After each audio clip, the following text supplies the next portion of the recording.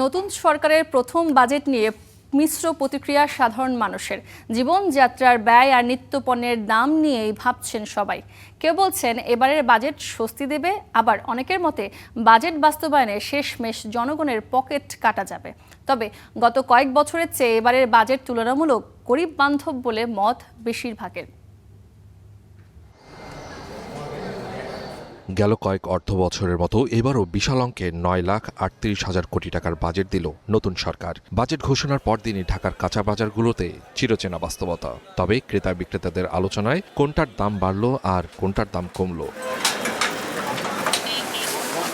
এবারের বাজেটে জিরা, দারুচিনি, এলাচ সহ সব ধরনের মশলা এবং খেজুরের আমদানির উপর থেকে শুল্ক পুরোপুরি প্রত্যাহার করায় কিছুটা স্বস্তি প্রকাশ করেছেন ক্রেতারা। আগের সরকারের যে বাজেটগুলো ছিল ওগুলো তো আপনার বাজেট হওয়ার আগেই তেলের দাম প্রতি পিজে 10 টাকা 15 টাকা বাড়তো, বা প্রতি লিটার 5 টাকা 10 টাকা বাড়তো। এখনও এরকম কোনো প্রভাব নেই বাজার। চাল ডাল তেল ডাল এসব দাম জিনিস তো কমাইছে। বাজেট মাত্র কালকে হয়েছে, এখনো বাজেটে কোনো প্রভাব মার্কেটে পড়ে নাই। একই সাথে ক্যান্সারের ঔষধ, হার্টের রিং এবং কিডনি ডায়ালিসিস ফিল্টারের মতো গুরুত্বপূর্ণ ভ্যাট তুলে নেওয়ায় কমবে চিকিৎসা খরচ। স্বস্তি এসেছে ল্যাপটপ, কম্পিউটার ও মোবাইল ফোনের দাম কমার ঘোষণাতেও। হার্টের রিং যে এটার যে একটা বাজেট, এটা দিয়ে কর নাকি উঠে নিছে, তো আলহামদুলিল্লাহ ভালো। এটা তো সাধারণ জনগণের জন্য সবচেয়ে উপকৃত। ওষুধ তো সবারই দরকার হয়, এটা গরিব হোক আর বড় লোক হোক, এটা তো আর আলাদা কোনো ডিফারেন্ট কোনো মানুষের জন্য না, সবার জন্য প্রয়োজন। অন্যদিকে রড ও নির্মাণ সামগ্রীর দাম বৃদ্ধির আভাসে বাড়ি নির্মাণে হাত দেয়া সাধারণ মানুষের কপালে চিন্তার ভাঁজ।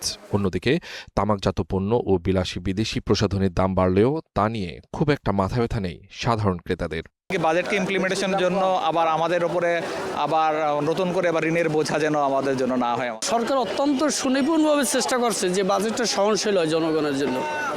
এখন পর্যন্ত বাজেটের কোনো প্রভাব নেই নিত্যপণ্যের বাজারে। তবে 60টি পণ্যের দাম কমার আলোচনায় স্বস্তিতে মানুষ।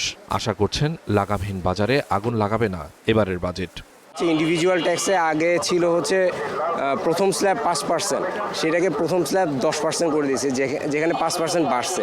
মানে হয়তো আমরা এটা খেয়াল করব না, আমাদের ট্যাক্স হয়ে যাবে, কিন্তু মানে জনগণ যারা ট্যাক্স পেয়ার আছে তাদের জন্য এটা একটা বার্ডেন হয়ে যাবে। সংসদে বসে বসে ওনারা দাম বাড়ায় কমায়। কেউ বাজারে আছে, আপনি দেখেন না সরকারি কেউ আছে কিনা, না আছে। একটা সিটি কর্পোরেশনে কেউ আছে যে এই কত কেজি কি সমাচার। বড় স্বপ্নের বিশাল অঙ্কের এই বাজেট আসলে কতটা জনবান্ধব তা বুঝতে অপেক্ষা করতে হবে আরও কয়েকটা দিন। Suman Mahmud, star news, Dhaka.